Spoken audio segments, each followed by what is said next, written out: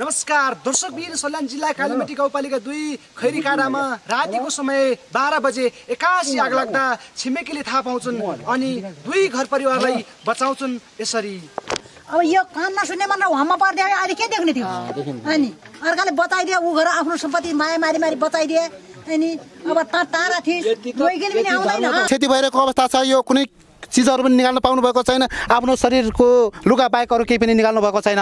उहाँसँग म छोटो कुराकानी गर्छु। उहाँ कुरा गर्न सक्नुहुन्छ या सक्नुहुन्न? यहाँ जानकारी दिनुभयो, तपाईँहरूलाई उठाउनु भयो अनि बाहिर उठ्नुभयो। बाहिर त एकदमै आगो भड्किरहेको अवस्था थियो। हजुर, हामीले चाहिँ अहिले भर्खरै त्यो यो जानकारी भएपछि हामीले थाहा पाइसकेपछि हामीले जिल्ला रेड क्रस सोसाइटी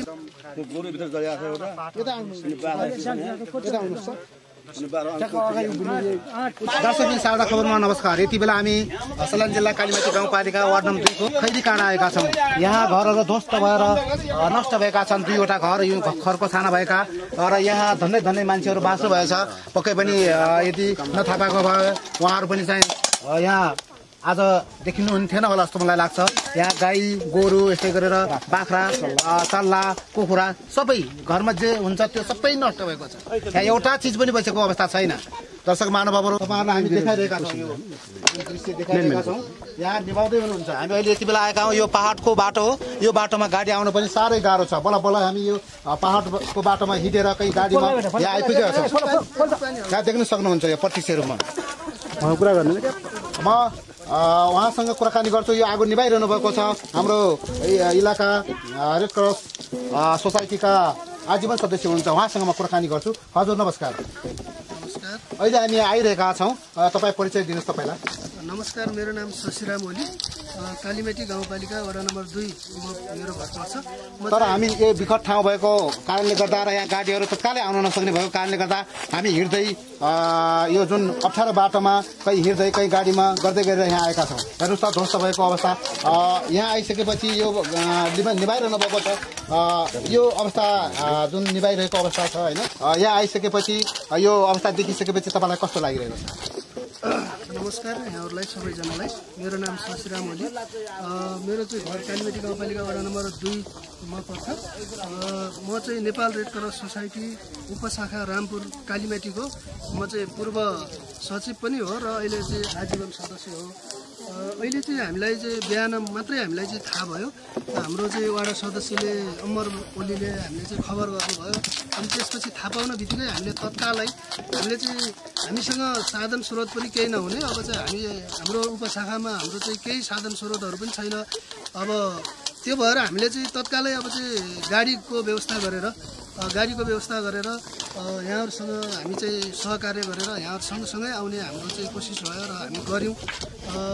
र अहिले हामीले चाहिँ यसमा चाहिँ यहाँ आइपुग्दाखेरि पनि अब यहाँ चाहिँ एकदम पानीको अवस्था एकदम नाजुक छ। यो चाहिँ कालीमेटी गाउँपालिका वडा नम्बर 2 को खैरीकाँडा भन्ने ठाउँ पर्छ। त्यो तल्लो खैरीकाँडा भन्ने ठाउँ हो। यो यहाँ चाहिँ पानीको एकदमै पानीको स्रोत नभएर हो कि यो स्थानीय सरकारले नहेरेको अवस्था हो? यो स्थानीय सरकारले पनि अब चाहिँ कोसिस त गरिरहेको छ। कालीमेटी गाउँपालिकामा टिन पनि आइसकेको छ, झरिसकेको छ, तर पनि वितरण गर्ने अलिकति टाइम के कारणले हो अलिकति ढिला भएको छ। अब यो गाउँ बस्तीमा चाहिँ विभिन्न फुसका छानाहरू खरका छानाहरू विस्थापित गर्ने कार्यक्रम कालीमेटी गाउँपालिकाले त गरेकै छ, तर पनि अब यहाँ चाहिँ पुगेको थिएन। यहाँ चाहिँ अब बाँड्नु भएको रहेछ। यो घर पनि सायद छोटो परेको थियो के थियो मलाई त थाहा भएन। अब हामीलाई थाहा हुने कुरा पनि भएन। जनप्रतिनिधिहरूलाई चाहिँ थाहा होला, स्थानीय सरकारलाई थाहा होला। अब त्यो भएर हामीले चाहिँ के हो भन्दा अब हामीले गर्ने तर्फबाट हामीले चाहिँ रेड क्रसको तर्फबाट हामीले चाहिँ तत्काल हामीले चाहिँ स्वयंसेवकको भूमिका हामीले चाहिँ गर्ने हो र स्वयंसेवकको रूपमा हामीले काम गरिरहेका छौँ। हामीले चाहिँ अहिले भर्खरै यो जानकारी भएपछि हामीले थाहा पाइसकेपछि हामीले जिल्ला रेड क्रस सोसाइटीमा हामी अलि जुन टाढा छौँ, जुन यो ठाउँदेखि अलिकति टाढा छौँ, हामीलाई पनि थाहा जानकारी भएन। हुन त यहाँ सदस्य आउनुभएको रहेछ वार्ड नम्बर 2 को, उहाँले पक्कै पनि जानकारी गराउनु पर्थ्यो। यो यतैतिर व्यस्तताको कारणले गर्दा उहाँले जानकारी गराउनु भएन होला।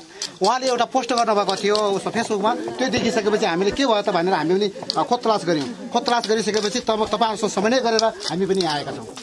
अब सबै बुझाउने सबै सिद्धियो। अब यो कान नसुन्ने मन वहाँमा पर्दै अहिले के देख्ने थियो अनि अर्काले बताइदिए ऊ घर आफ्नो सम्पत्ति माया मारी मारी बताइदिए अनि अब तारा थिइस् रोइकन पनि आउँदैन अति धर्म गरेका छन् रोइकन आउँदैन ढुक्क गरेर सम्झाउने सबै सबै जनता लागि हुने जात हो यो जनताले गरिन हुने जात हो चिन्ता त किन लाग्दैन यत्रो सम्पत्ति यत्रो क्षति भयो अब 15-16 क्विन्टल बेसार हुने थियो त्यत्रो बेसार अब कत्रो लोक्सानी भयो अनि गरिब गुराको के छ र त्यही त अनि हामीहरु सम्पत्ति भन्छ तेरो जोइ भ्याइन्थ्यो नसमातेर सुन्ने यति बेला हामी चाहिँ जुन घरमा आगो लागिरहेको छ उहाँ मालिकसँग छोटो कुराकानी गर्छौँ। हजुर नमस्कार, तपाईँको परिचय बताइदिनुहोस्। यो कति बेलाको समयमा आगो लागिरहेको थियो? यो 12 बजेको छ। यो 12 बजेको समय त एकदम मस्त निद्रामा सुत्ने समय होइन र? तपाईँलाई कसले जानकारी दियो? मलाई यो घरको केटाले जान्छ। यहाँ जानकारी दिनुभयो, तपाईँहरूलाई उठाउनु भयो अनि बाहिर उठ्नुभयो। बाहिर त एकदमै आगो झन्किरहेको अवस्था थियो। हजुर। अनि तपाईँहरू बाहिर निक्लिनु भयो अनि केही कुराहरू बचाउन सक्ने अवस्था रहेन। यो अवस्था छ होइन? यो अवस्था छ। अहिले पनि तपाईँहरूलाई जुन खानेकुराहरू होला हरेक तपाईँ बच्चा बच्चीहरू होला खुवाउनु पनि अहिले समस्या भइरहेको समस्या। तपाईँहरूका परिवार कति छ? परिवार मेरो 13 जना परिवार छ। यहाँ त 4 जना छ। 4 जना हुनुहुन्छ? हजुर। अरू बाहिर जानुभयो? अरू बाहिर जानु इन्डिया कमाउनु गएको छ। के क्षति भयो? के क्षति भयो भन्नु न तपाईँ? क्षति भएको त अब हाम्रो त मेरो त 22,000 को 23,000 रुपियाँ नगद, तोरी मोबाइल, मकै, बेसार 2.5 क्विन्टल जति बेसार छ। त्यो बेसार सब क्षति भयो। सुतो थियो त्यो सबै जोड्यो। क्षति त हामी प्रत्यक्ष रूपमा देखिरहेका छौँ। तपाईँको जुन शरीरमा कपडा छ त्यो मात्रै छ, अरू केही पनि रहेको छैन। हामीले देखिरहेका छौँ। यो तस्विरमा हामीले यो भिडियोमा देखाइरहेका छौँ तपाईँहरूलाई। दर्शक महानुभावहरू कहाँबाट यो भिडियोलाई हेर्दै हुनुहुन्छ, कुन ठाउँबाट हेर्दै हुनुहुन्छ, जति सक्दो सहयोग गर्नु होला। यो एकदमै नराम्रो घटना घटिरहेको छ। यहाँ धेरै गाई लालाबाला सब हामीले देखाइरहेका छौँ नष्ट भएका। तपाईँको जान कहाँ हुनुहुन्छ? हजुर नमस्कार, तपाईँको घरमा यस्तो आगो लागि भइरहेको छ, तपाईँहरू कसरी बस्नुभयो?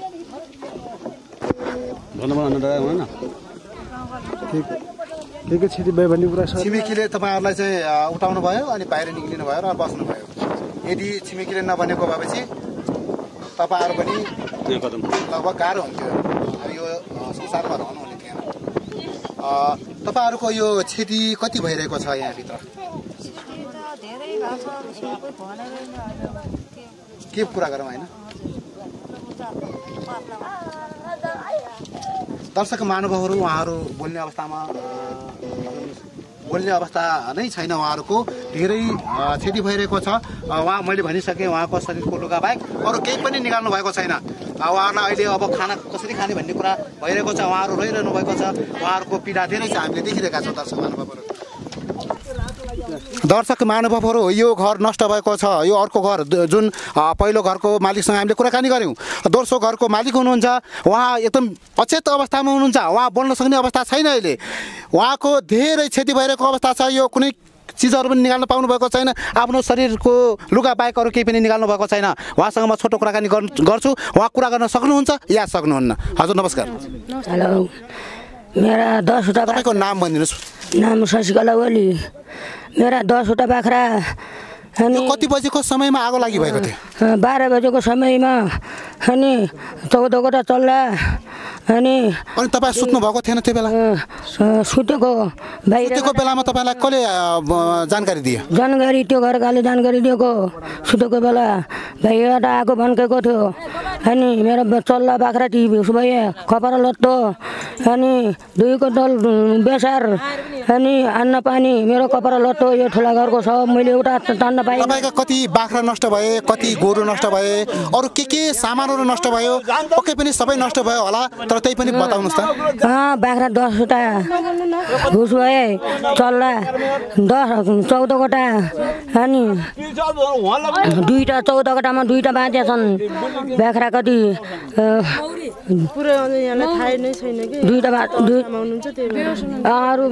दर्शकबिन, हामी चाहिँ तपाईँहरूलाई शारदा खबरबाट बोलिरहेका छौँ। यो प्रत्यक्ष प्रसारण गरिरहेका छौँ तपाईँहरूलाई। उहाँ बोल्न सक्ने अवस्थामा हुनुहुन्न। उहाँ अहिले कति के नष्ट भयो त भन्ने कुरा भन्ने अवस्थामा हुनुहुन्न।